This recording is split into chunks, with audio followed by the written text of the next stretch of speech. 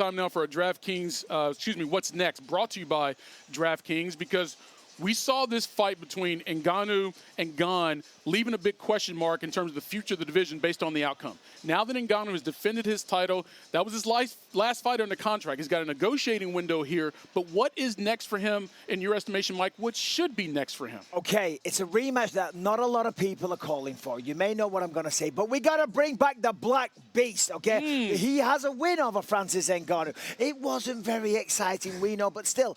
And he just lost to Ciryl Gane, but he came back in style against Chris Daukaus, allowed Francis to try and get revenge. I believe that matchup can be one of the most exciting that we'd ever see. Line them up, let's go, rematch time. But he's got to fight Tui first. Yes, he does. All right, I forgot about that. Okay, thanks, Mike.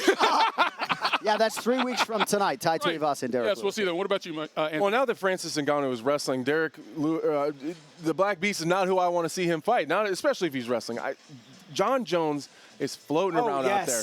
Okay. John Jones is out there, and he's been tweeting all night. He's obviously watching this fight. He does that a lot. I'm here for Michael. I'll stick up for him. And right here, John wants to fight. Look at that. I like that first tweet. If this is the apex of heavyweight fighting, I'm excited about it. Got some more records to break.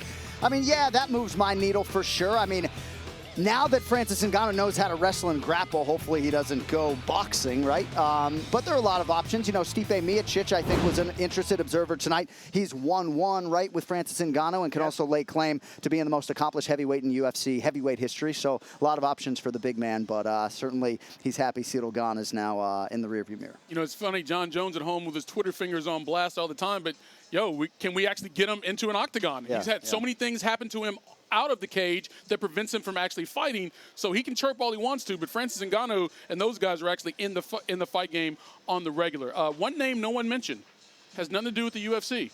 Go ahead. Tyson Fury.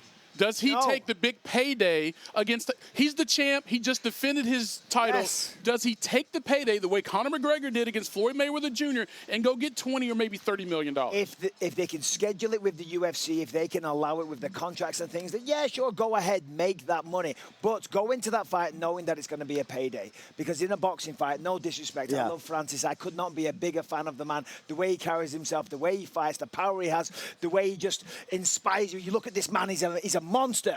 But in a boxing ring against Tyson Fury, it's not going to go his way. It's going to be a very long night. Listen, when it comes to Tyson Fury, I mean this with no disrespect. The man that I seen fight tonight is not a man that needs to be in there with Tyson Fury. Yeah. It's different business. It's a different place.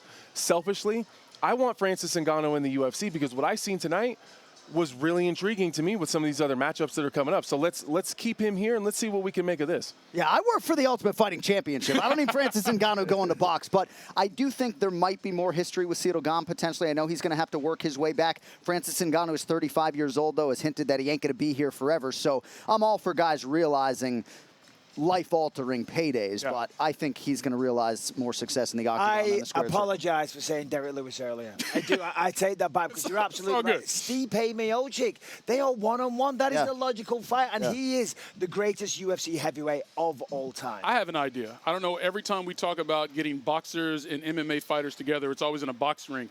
How about Tyson Fury step into the cage against Francis Ngannou? You want to see that? That changed the game plan altogether. But if you're Tyson Fury, why would you do it? We're not going to see that. We're not going to. Exactly. Because guess what? Hey, why not though? They get beat. Exactly. They get beat. They always want the MMA fighters to come to the boxing ring, but they're never afraid. They're never got the guts to step into the cage. That's all I'm saying. Thanks for watching ESPN on YouTube. For live streaming, sports, and premium content, subscribe to ESPN+.